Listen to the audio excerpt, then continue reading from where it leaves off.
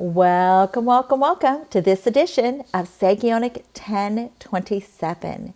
We are so glad for those who've decided to join us today. And remember, you too could be one of these people on the screen being interviewed. Even in the midst of your heart beating, you could say, okay, Shawn, I concede. I'll let you interview me. I want to tell you a little bit about Sagionic before I introduce you to our special guest.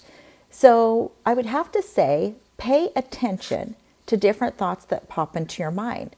Say, for instance, we're going to interview an author, not of one, not of two, but of 3 books, because she chose to partner with different thoughts that popped into her brain. So one day I was walking down the hall in my room, in my house, and I hear the word Sagionic. And I'm like, what is that? I'd never heard the name.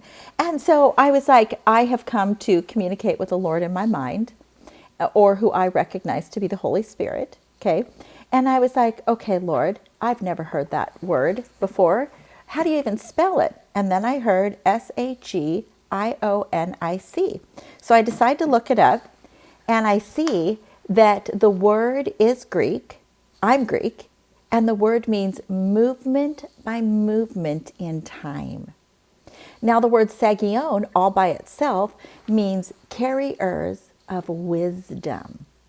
So our desire at Sagionic 1027 is, how do we take the mind of somebody who has chosen to walk in discipline to cultivate their giftings, talents, or abilities, right, in a business mindset, right, or a professional mindset. How do we then take these minds and squeeze nuggets out of them so that others can gain from it? So with that being said, I would like to introduce Julianne Williams, who is an esteemed author of 3 books, and to just share with our viewers today, Julie, what is on your mind? What nuggets would you like to share with our audience today? Well, thank you so much for the kind introduction. You know, it's very interesting to hear someone call me an author, because for 32 years I worked in the skilled nursing sector of healthcare, both operating and owning nursing homes. And so being an author now is a really big jump for me. So you want to talk about what's in someone's mind. It's a really big jump for me, because I was a business person and a business owner, and now I have taken on this part of me that I know God has asked me to do, which is to tell the story of deep grief and tragedy, and how you can get to a place in your life that you can still love it, even though it didn't turn out how you expected or planned. So, the Would books. you say, because here you are, a woman in Mhm. front of her, before us, right? And you sound like you're of your right mind. Okay. Would you say that potentially when someone has endured trauma, that you almost, as you move forward in the healing journey, you almost separate yourself from the other person so you can look back on the other person as if I'm not that person? That's a really interesting question. I say all the time, I hardly remember my former life, because I had to so quickly pivot and figure out how to just survive. And then I decided I wanted to figure out how to thrive and to really love my life. But you do kind of look back, and I see myself so differently now, in so many ways. Even just my own self confidence and self esteem is so much better than it was during that, before I lost my husband, because I really had to stand on my own 2 feet.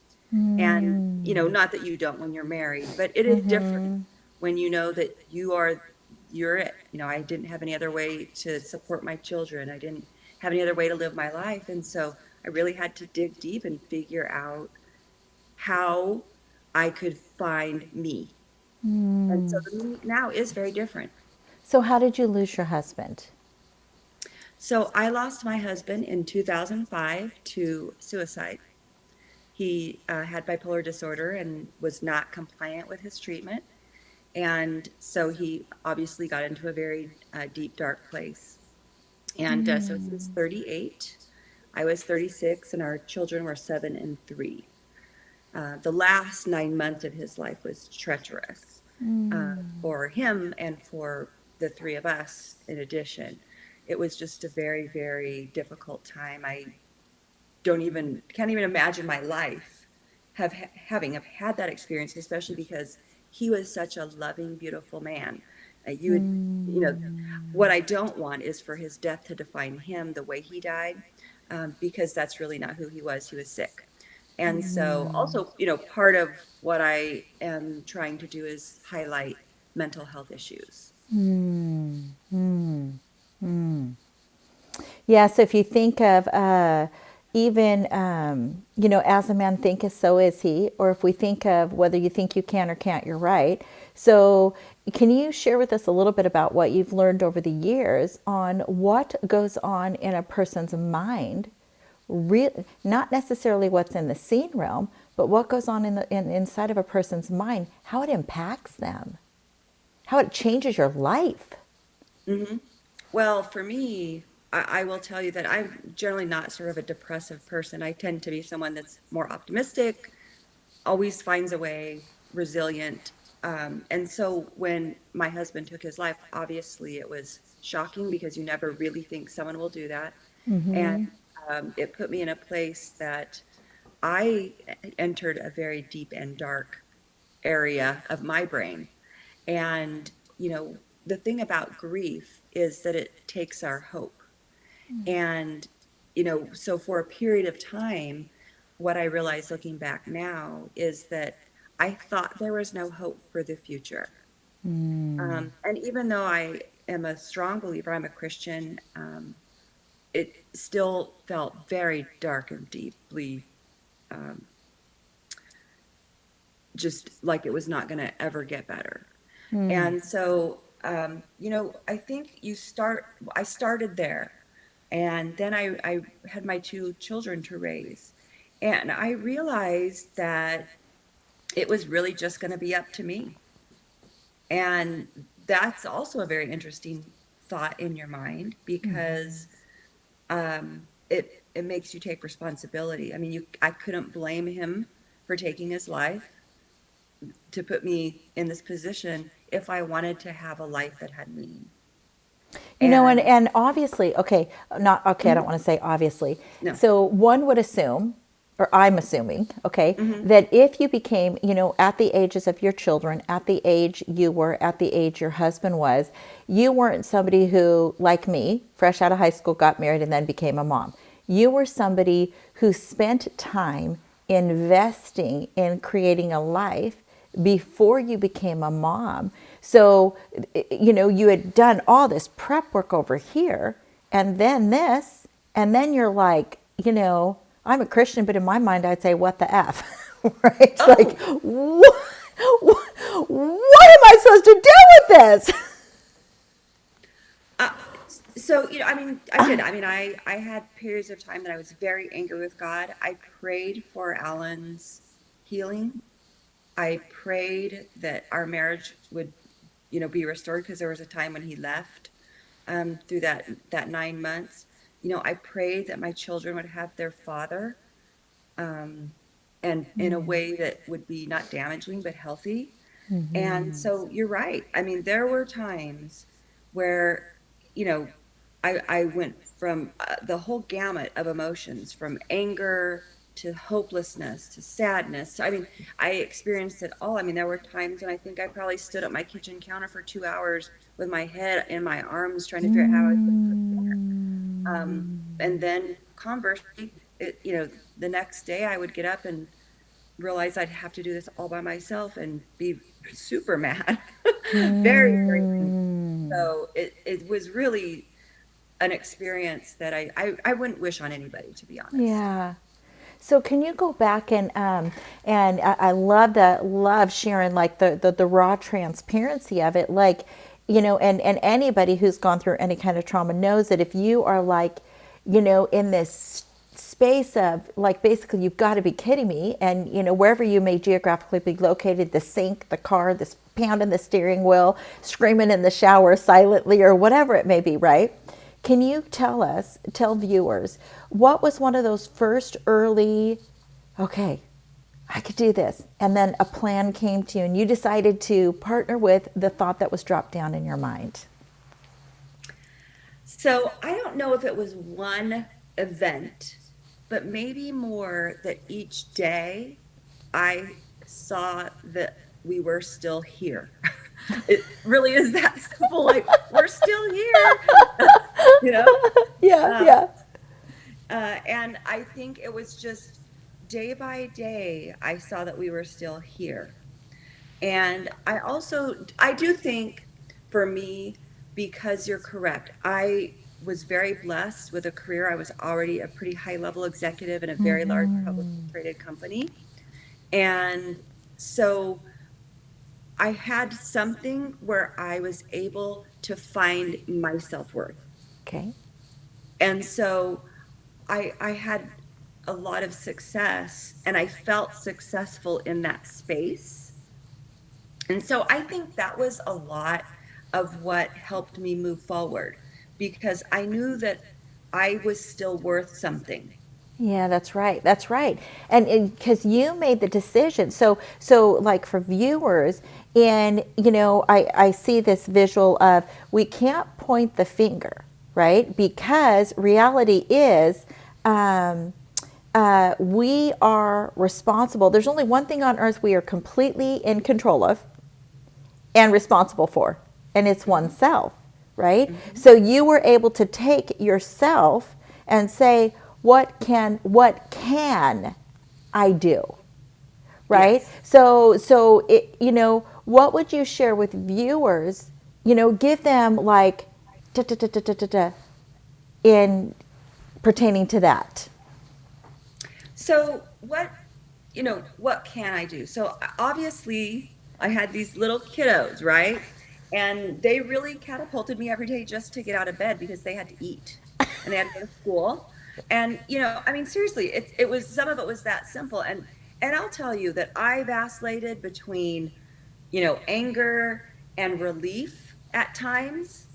Um, over what had happened and what was coming next and how I was supposed to do this by myself because that was not the plan. But I think what I would say is I came up with this acronym and it's with the word hope and it's very simple for me. So H is heed, which is sit and stop just for 1 minute and get control of yourself.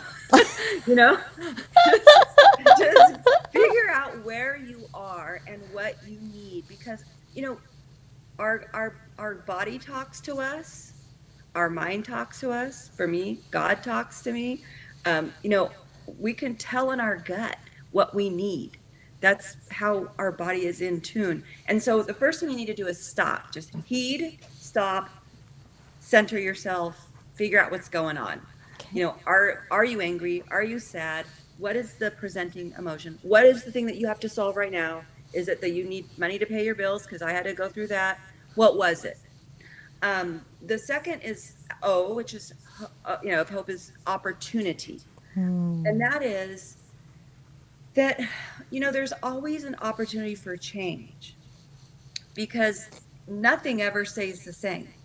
So even if you want it to stay the same, it actually doesn't.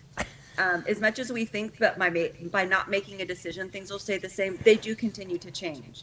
So the hopeful part of that is that if you don't like where you are right now, it's going to change. And so that's what I centered on is which I don't like this, but I know it has to change. And there was opportunity. Now, with that said, you still have to do something about it. Okay. So, like for people who are looking for, a significant other, you can't sit in your house. No one's going to come knock on your door. You actually have to go out to dinner or something, right?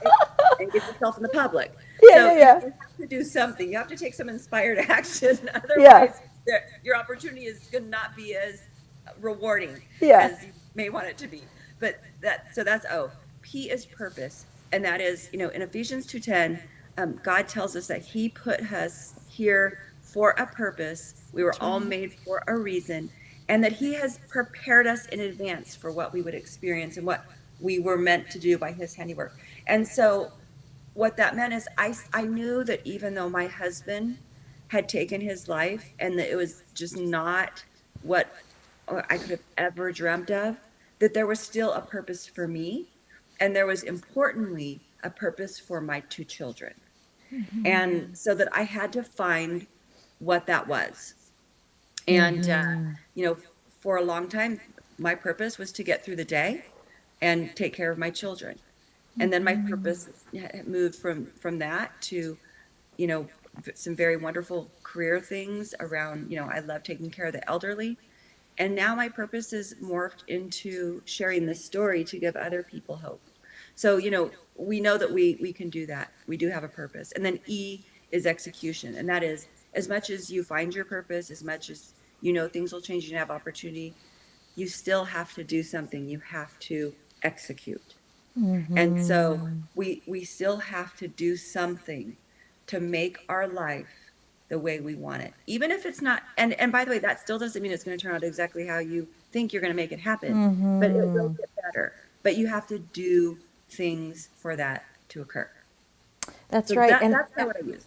And I really like what you used. And so I like that you shared in the Bible, in the book of Ephesians, it says, I'm going to change the verbiage a little because Hmm. there's just one word that I don't like that I'll replace it. But Hmm. it says, and I want the viewers to hear this, for you are God's workmanship, created in Christ Jesus to do spectacular things Hmm. that have been prepared in advance for you to do. So, Julianne, when you said the word to execution, immediately in my mind came, this could be this. You might want to write this down, Julie. This could be the name of your next book. Okay, I'll tell you the name of my next book. This could be a future So one. give me another one. Okay, you are the executor of the estate. I love it. You're the estate. You Yes, are the executor of the estate. I love And that. so, because we Hmm. are the ones, and I love how you shared how, okay, how do you recenter yourself? Okay, what do I need to do now? Right? And looking for opportunities too, right? That's huge because there's opportunities around us everywhere, right? So share with us, what are, without names, please, okay? Yes. What are some forms of negative Nancy's that came against you, even, bless their heart, well meaning people, and how your husband's, departure out of earth, and then how, share with viewers, how did you begin to silence those thoughts of other people's words? Well, and there were some harsh ones, I'll tell you. My husband had a coworker that came over I found out in the middle of the night that he had taken his life, and she came that afternoon, and she actually came up to my bedroom, and which to me is an invasion, because for Yes, me, my yes, bedroom's my spot. It's my personal space. yes, yes. Um, and she came up there and said, "I told you not to leave him alone, or you should have never left him alone." I mean, I can't remember the exact words, but because you did, he's not here. And it was like, whoa, like, uh, you're his coworker. I'm his wife. If anybody really wanted him to live, I think it might be me.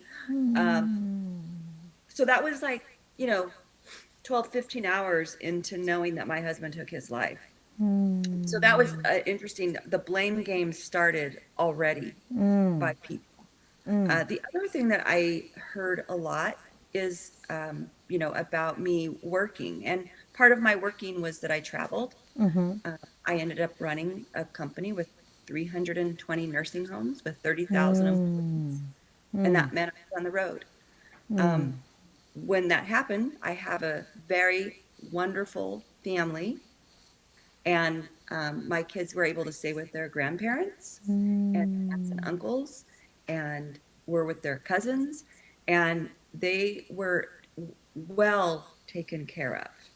And by the way, I never missed one field trip. I was on the baseball board.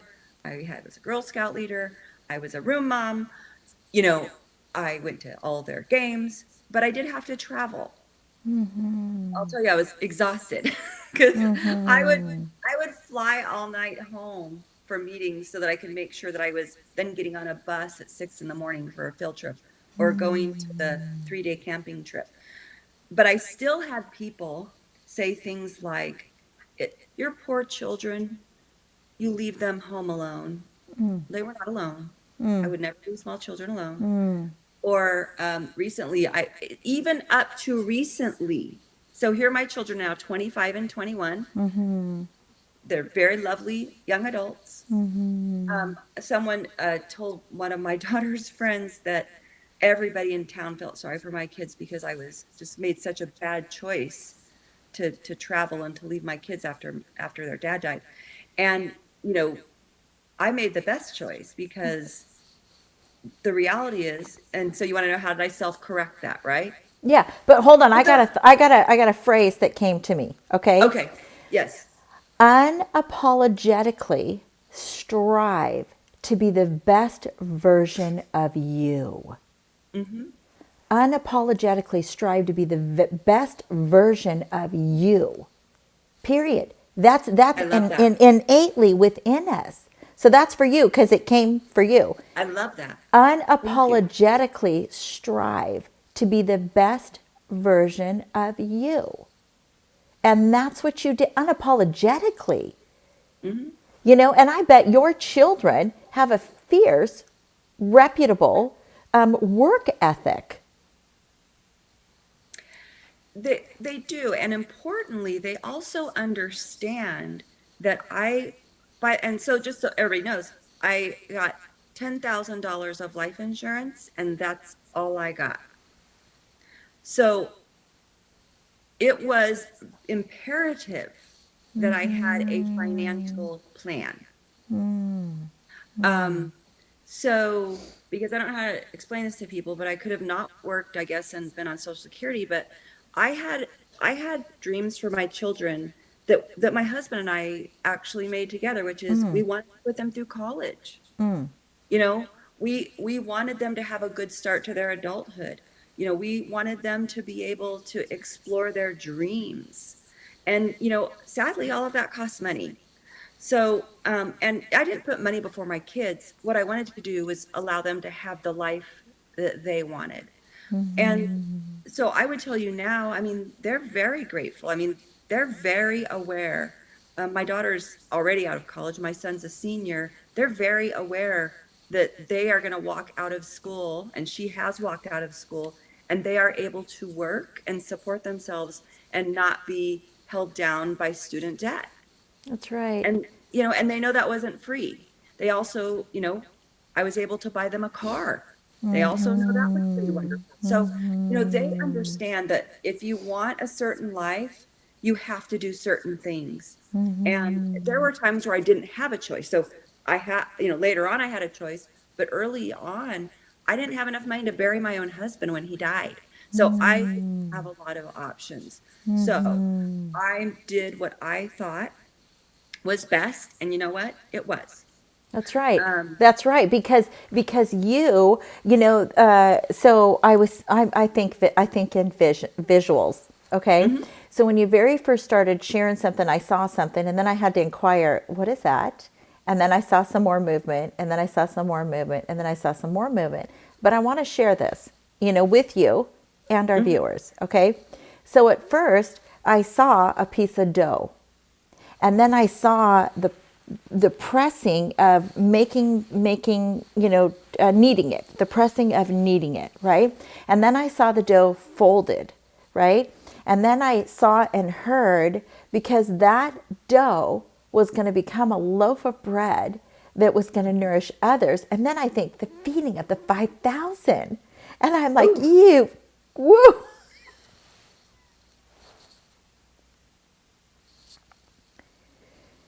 And then as you continue to talk, I saw the dough cutter. And it came down and sliced the dough and pushed that aside, meaning gone. Unapologetically striving to be the best version of you. That's incredible. Bless their special hearts for any of the special people Right? who want to say or think that they are the number one psychologist inside of your brain. Oh, I think that job belongs to HS, right? And no, we're not going there unapologetically, right?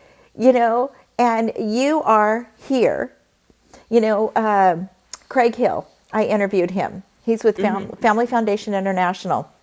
And it was in one of his seminars one time. And he said, minister to those who will minister to others, who will minister to millions.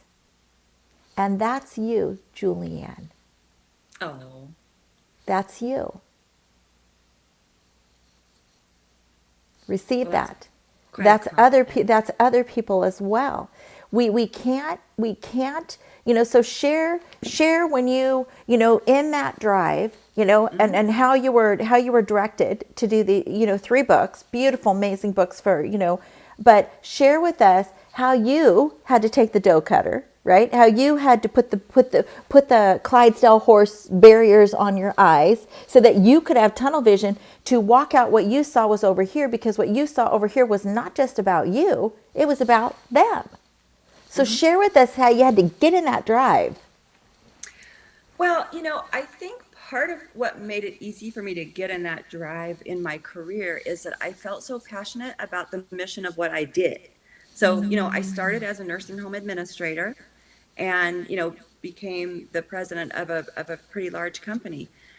But my focus always was taking care of my residents and patients and my employees.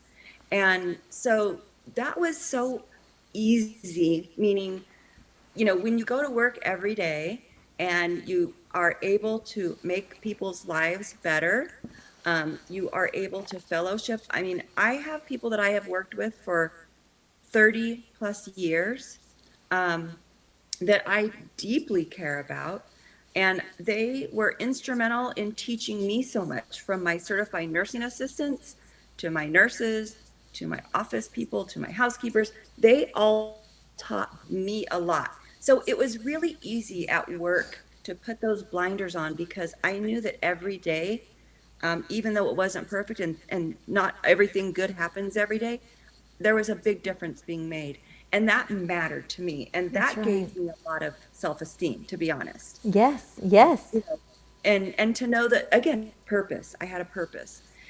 When it came to my kids, and then because I think my passion was so strong, that's why I did well in my career, because I really believe that my heart was in the right place, and that and I truly, truly care. And so I think that's why I excelled in my career, because, when you really love something, you can't help but do your best work. That's right. That's right. That's right. That's right. And so for our viewers, right? It's important. So share with viewers. This is what I want you to do. Go back to 5. Okay. Hmm. Okay. And I want you to share with viewers how you had this common ground that continued to resurface as being a leader, right? Or having that drive, because that drive, you didn't just wake up one day and have that drive, right? You had the Correct. drive all along, but the drive grew. So share with viewers, because as you share with viewers, right, how this happened in you, then they're going to go back in their own life and think, oh snap, maybe this is the direction I'm created to go. Go ahead. Well, actually, I have to go back to 0 Yay! because because I was born with a heart defect, and so I my first 5 years of life, I was actually pretty sick. I had tetralogy of Fallot, which is holes in the heart, but I had it pretty significantly, as well as problems with one of my valves and whatnot. And that was, in the 60s. So it's a little Yeah.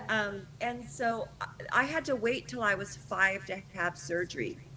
So my first 5 years, I spent, and my mom will say, I spent most of my time like just trying to sort of keep myself alive and breathing, because, obviously my blood didn't Yeah. oxygenate. And Yeah. so I was unable to do a lot of things that other children do, but I found other things to do. So, like, I couldn't crawl because if I had my head down, I couldn't breathe. So I learned how to scoot as fast as kids could crawl. Huh. um, my body adjusted. They told my parents that my heart had, and all of my capillaries had developed a whole, it took them longer to do the surgery because they had developed to oxygenate my blood more. It, and so they had to actually cut and cauterize hundreds and hundreds of little capillaries that had formed, and they'd not seen that before. And so I started out pretty tenacious. Um, and the surgery that I had, generally people have several surgeries, and thank you God, I had that one when I was 5, and Huh. so I started at a little bit of a disadvantage physically. And that's created other health problems for me, by the way. So that's kind of continued, which again keeps the resiliency. So that's how I started.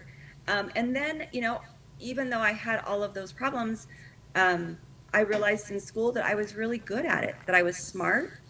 And so, I always I had straight A's my entire life, including through my master's degree. And, so I always was able to find something that I was found reward in, that I was good at, and really find a way to get there. But there were times where you know, so I felt a little. I always felt self-conscious about my scar because nobody else had a scar, and so that was something that, from my own personal standpoint and the way I felt about my body, I had to get used to. And because people always asked questions and all of that. The other thing is that I couldn't do, when I was young, a lot of things. So I, again, had to develop a resiliency because, all my friends would be on the trampoline, but I was unable to do that because of my physical limitations. My, Uh-huh. every time I had to go to the dentist, I had to take antibiotics. Huh. And so I'd be at school taking antibiotics, because I had to go to the vet. Uh-huh. So there's always Uh-huh. like something that made me feel different, Uh-huh. you Uh-huh. know? Uh-huh. And so I had to overcome that. I had to find a way to say, well, this is just how I am, Uh-huh. and it doesn't make me worth less. Yeah, and so would you say too, in your case, and for our viewers too, that just because you have a disability or a hindrance, right, or a disadvantage in an Hmm. area, to me, I'm seeing that you chose to not partner with that in a victim mentality, and Hmm. instead you said, where can I excel, right? Yes. What can I do? What Yes. do I have access to? Yes. So give a, clearly you know how to manage. Okay. Hmm. So you're the manager on deck, and you're going to now speak to some of our viewers on steps that they can take, what, in this field or this field or this field or this field. So with those managerial skills that are fine-tuned in you, I would like you to just share, let's say 5 different things that kind of like a leeway. Oh, look at this, look at this, look at this. So I think the most important thing you can do is figure out what it is that makes you tick. Like, what is it that brings you passion and joy? So, because if we don't like something, we never do as well as we can. And I mentioned that earlier. Yeah, So I would yeah. say, for managerial, is understand what it is that you like and that and love and that you're passionate about. Number two, I would say, know what your strengths are, Okay. because we can build our strengths much easier than we can change or up our weaknesses.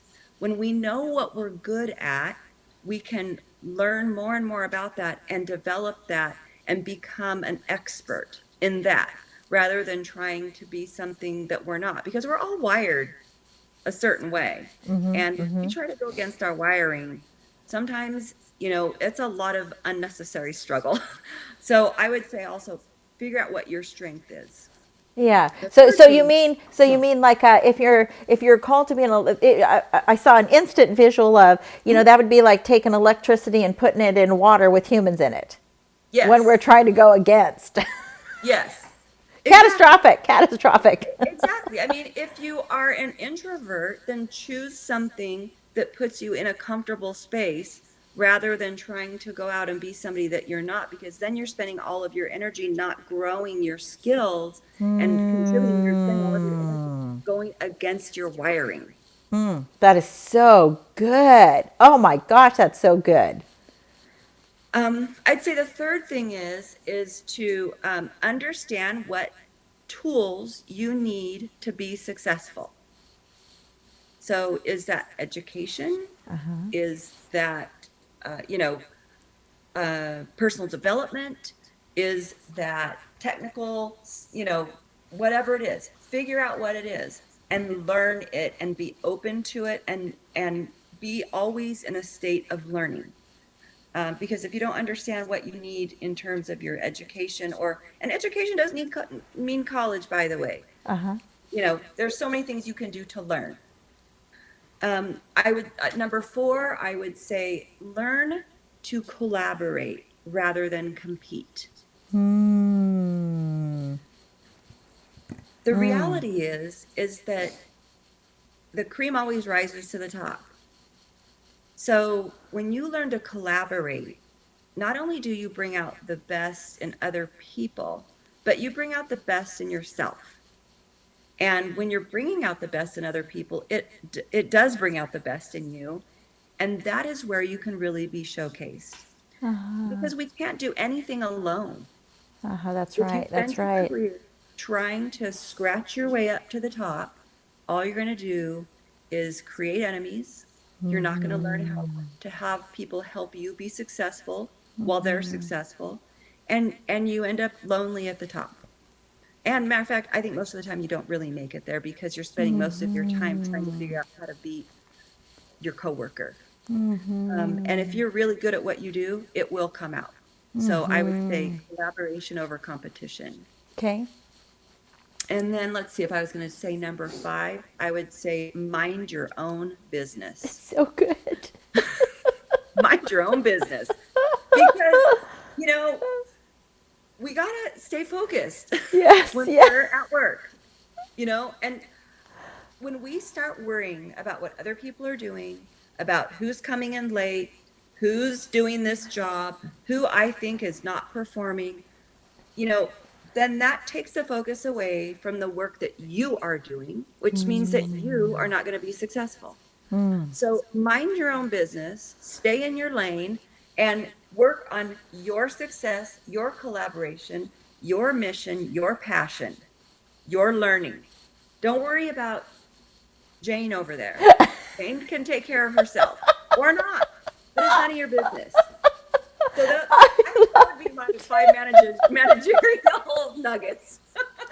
I love it because, yeah, I love it because if your mind is preoccupied by someone else, then your mind itself is not being used to its full potential.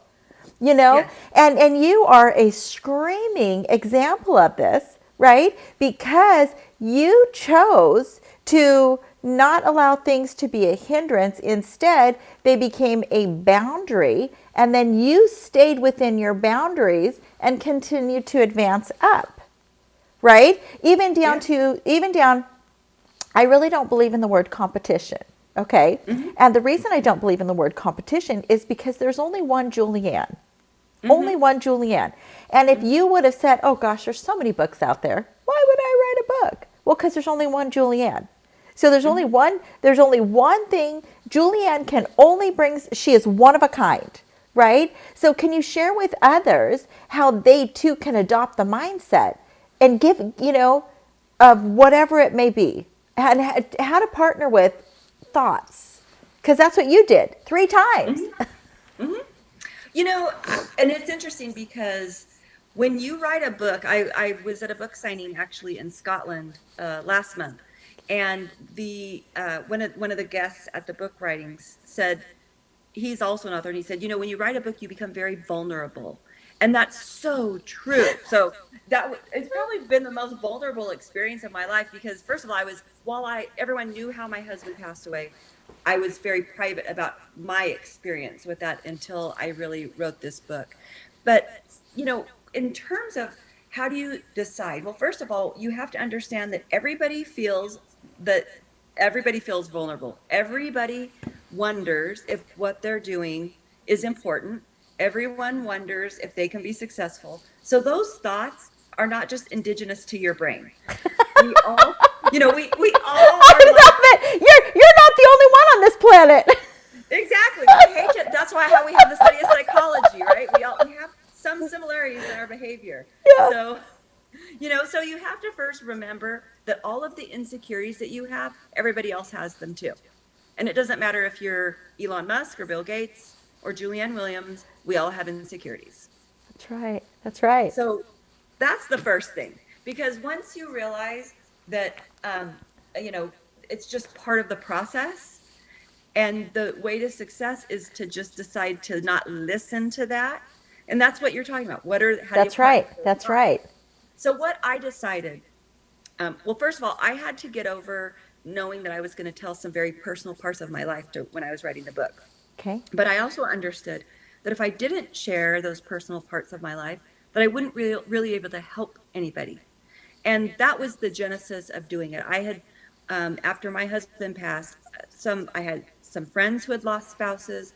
At church, they would ask me to talk with people who had lost spouses. And invariably people say, you just need to write a book. And so, I was like, I'm not an author, I'm a business person. Well, like I said at the beginning, here I am. But I had to partner with the thoughts of, number one, I'm insecure and I don't know if people really want to hear my story, except people have told me that they do. Then I had to confront the thought of, I'm not a writer, I'm a business person. Like, I don't write books.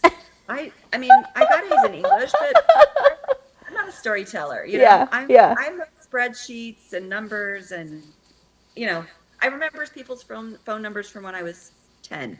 Okay. Writing. So I had to overcome, and that was a big thing, because you can't write until you decide that you can write. That's right. That's right. That's right. So that was a big shift. I had to say, like, okay, I really can write, even though I always say to everybody, I'm a numbers person. So I had to overcome that thought. And it was really a lot of self-talk, like, okay, well, and I'll tell you what, I got stuck many times. And part of the thought you have to partner with during that is, this is just a moment. I'm stuck right now. So good. So good.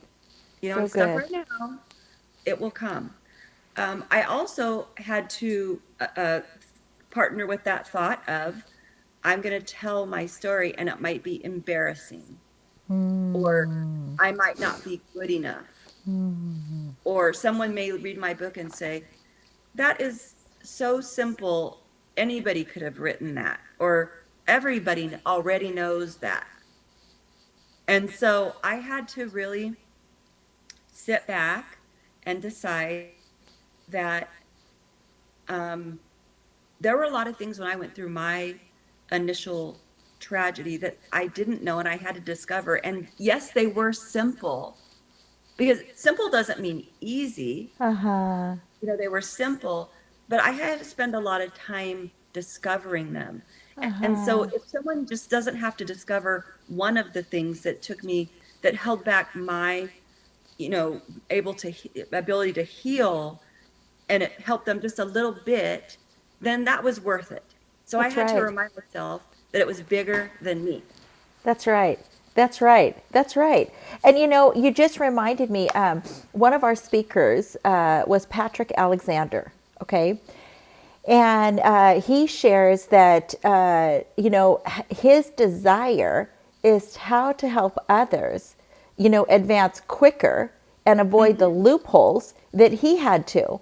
And although his story came from the change of incarceration to reentry, how does he help people to navigate, right? And he gave the analogy of breaking down the brick wall, not breaking down the brick wall, but going to the top of the brick wall, and how do you move it brick by brick, right? How do you break it down in simple terminology? And so when he was sharing that, I saw the bricks move off the wall and forward to where it actually created a higher plane for others to walk on.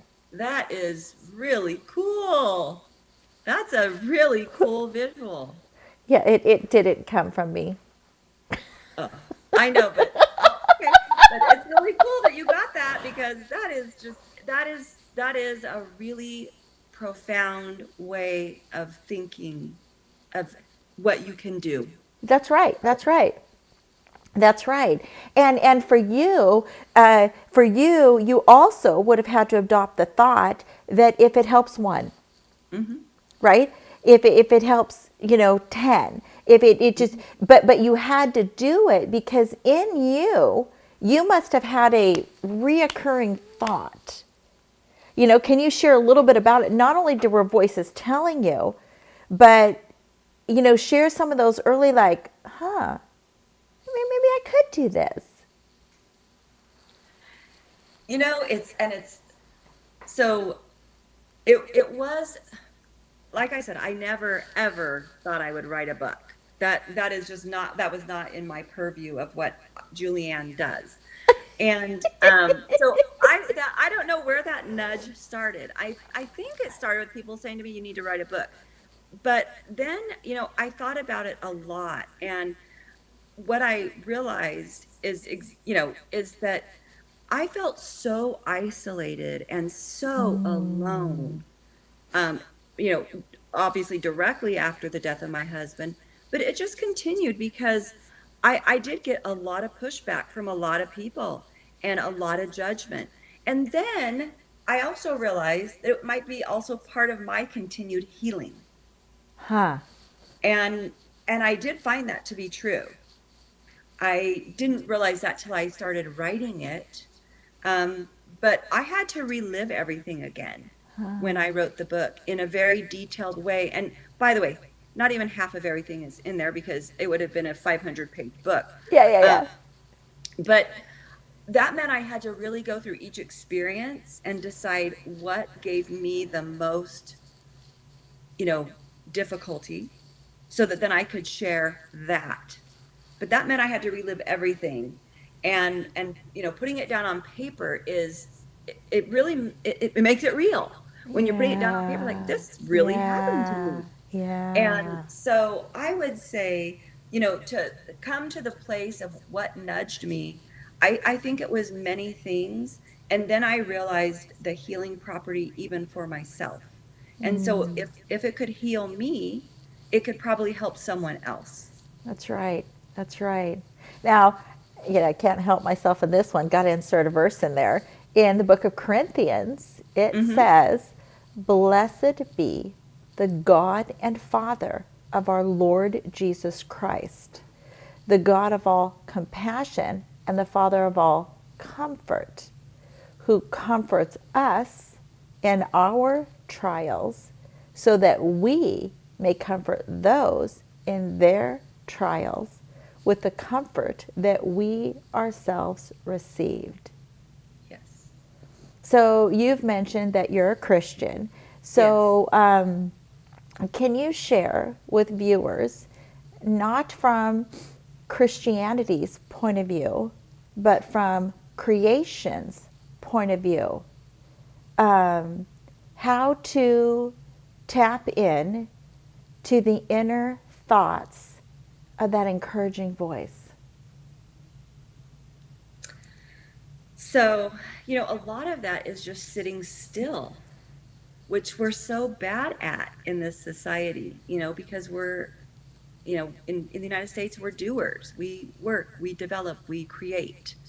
Um, and so sometimes I think we forget, and I'm the most guilty probably of everybody, to just sit and be, and to quiet our thoughts. So is that meditation?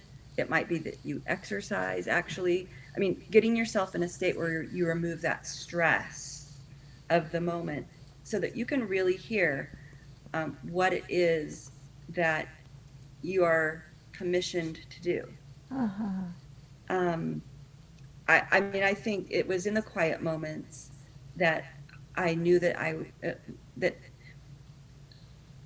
this was supposed to be for a bigger purpose. You know, that my husband's death wasn't just for nothing. And figuring out what that meant took me a while. It took me 15 years, you know, to go like, oh, I need to write a book, even after people said things. Yeah, yeah. But I really, I mean, I think it's really just sitting. It's also, I think, you have to allow yourself to let go of the judgments of yourself and of what you think you're supposed to be doing as opposed to what you should be doing, because we're told a lot of things by people well-meaning, and sometimes, you know, that's really not where we're supposed to be. um, but because our expectations placed upon us, we take a path. And you know, the expectation for me would have been that I stayed in the healthcare career and continued to grind it out for another 20 years or 15 years or whatever it was. And I realized that um, the expectation that wasn't the expectation that I had placed on myself anymore. I had that expectation still. I changed that expectation. I realized I didn't want to give up any more of my life to that, that there was another passion that I was supposed to pursue. And that meant actually too that I had to take a huge risk because I was giving up an and you know, and I still yet don't have a really big one, you know, to replace that. I don't. People writing books don't make a lot of money, so um, you know it. But I know that the purpose was there, and I know that I, in those quiet moments, was told that if I stayed in my very busy career, I would be unable to make time for this. It's really good. It reminds me of another one of our speakers is Casey Birch, Mm-hmm. and she said that anytime she moves forward and feels dis-ease, that's a Mm-hmm. sign that says to move back, recenter yourself, come to that place of peace, and then once you're at that place of peace, then move forward. And that's Mm-hmm. basically what you shared, because here's another thing you can jot down, Yes. because the peace is the missing piece, Oh, right? yes. The peace is the missing piece, Yeah. because if we don't have peace, then something's lacking, and we Mm-hmm. can't strive without peace, because our Exactly. bodies were not created. Because if we have dis-ease, because you said it can impact your whole body, right? If Mm-hmm. we have dis-ease is, of course, is as a result, our bodies could develop a disease, Yes. right? Yes. It's true, because listening. You spoke on listening to your inner voice, listening to, well, that doesn't fit, but this fits, right? That, no, no, no, that doesn't fit, but this fits, right? And you also, can you share a little bit about, just because you were in corporate America, how you learned that you can't put everybody where you are? So whether you're a stay-at-home mom, or Mm-hmm. bless those moms that are homeschooling, right? You can't Oh, you can't I actually admire them. yeah, I know, but you can't, share a little bit about that with our viewers. You know, actually, the book Mom Magic, I my chapter is called, I think it's Single Mom Life. You've got the power.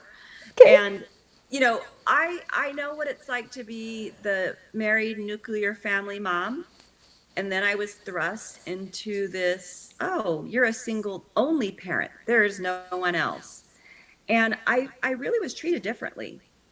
And that was fascinating. I mean, people already were a little judgy because I worked, you know, and I was an executive and I had little kids. But that was a decision between my husband and I, That's and right. that worked out. But you know, I felt the difference. You know, you're perceived. with so much more esteem when you are in a nuclear family and you're perfect and this and that. And by the way, I mean, even at church, I mean, even at church, I mean, you hear sermons that say kids don't have dads, don't turn out, and my kids are sitting right there. No, I don't need that. That's I right. don't need, That's right. That's you know, right. and plus I trust God, right? So anyhow, so but through all that, and I felt this way all along, women and people, but if we're talking about women right now, Yeah, yeah, yeah. women who are moms should be able to choose to be a mother in whichever way they That's think right. is best for them and their children. That's right. So if you want to stay home and homeschool and, you Yes. know, have gardens, and my mom was a co-op woman with macrames and beads in our doorways. I mean, you know, there is no right or wrong choice. That's It's right. yours. That's I know, right. right? No, That's it was right. beautiful. I love the Yeah. Fifth Dimension and Yeah. all kinds of fun music. Joe Yeah. Crow. So, you know, my mom chose to stay home for the first part of our life, and then she chose to own a business after that. Um, and I think in both ways she found reward. She wanted to stay at home, but then there became a time when she wanted to mother differently. Uh-huh. And I think as women, what we need to do is support each other's choices. That's right. And That's right. yeah, I mean, if someone wants to stay home, I have to tell you, I hand it to them. I enjoyed going to work. Yeah. You know, it's challenging both ways. They're just different challenges. In the end, it doesn't mean you love your children more or less. That's And I think right. that's the judgment that people put on someone who decides to work out of the home, is that they love their children less. Well, if I didn't have a job before my husband and I wasn't successful, we would have been in a world of hurt after his death. I can tell you right now, because it Yeah. wasn't easy anyway. Um, and I also think that, working women shouldn't say, that mom that's at home has it really easy. I mean, she doesn't really have anything to do all day, because Yeah. that's not true either.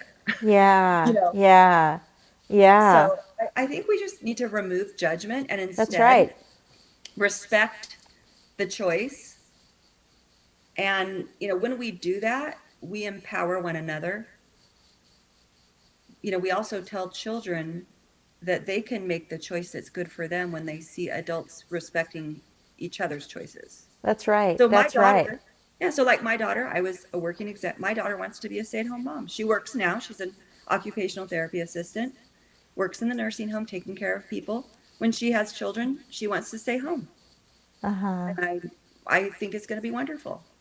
Yeah, that's really good. So another thought just came to me for a book. Somebody's going to start writing these books that I'm getting all the I know. titles for. Okay, because watch. This I one love is, the executive of the estate. yeah, so watch this. This one is judgments. Keep their thoughts out of your mind and Yes. your thoughts out of their space. Oh, I love that. Right? Keep your Yes. keep your thoughts out of keep their thoughts out of your mind and keep your thoughts out of their space. Right? Yes. Because when you were sharing, it made me think. Oh, I thought I was going to share a book. It made me think. I remember back in 2000 when I was in a position that I must immediately separate from my previous husband. Okay, and I remember, bless their little hearts, what they thought was well-meaning.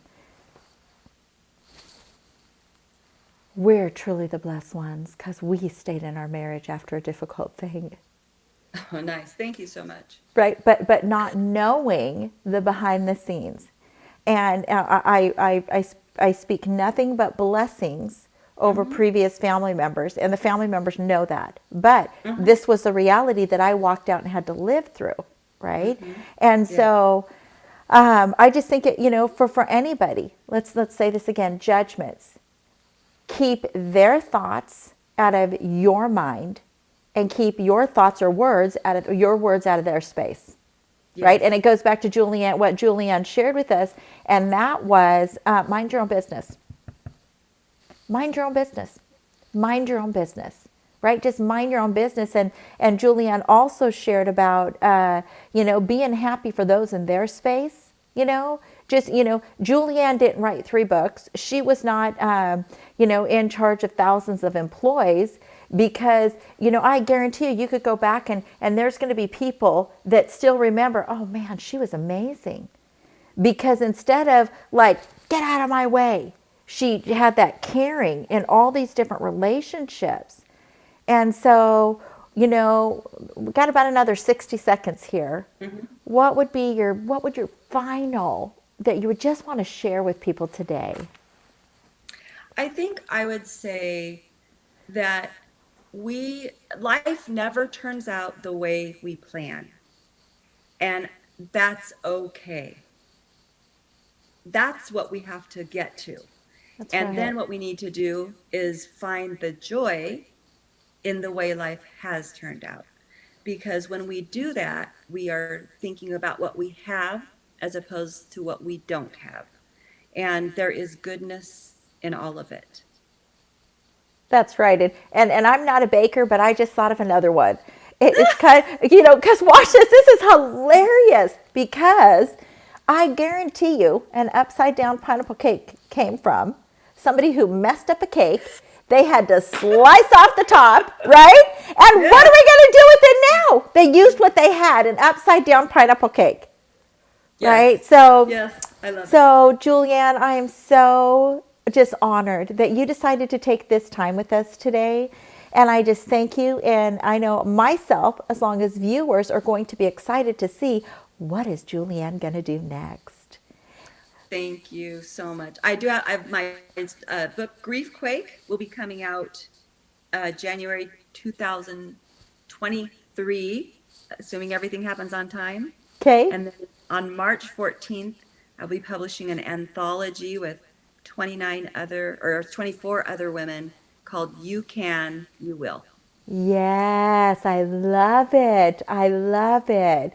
And so attached to this video is going to be all the contact information and how to reach out to distinguished author Julianne Williams. But until the next Sagionic 1027, may the Lord bless you. May the Lord keep you. May the Lord make his face to shine upon thee. Blessings. Bye. Just hang on for 2 seconds, Julie.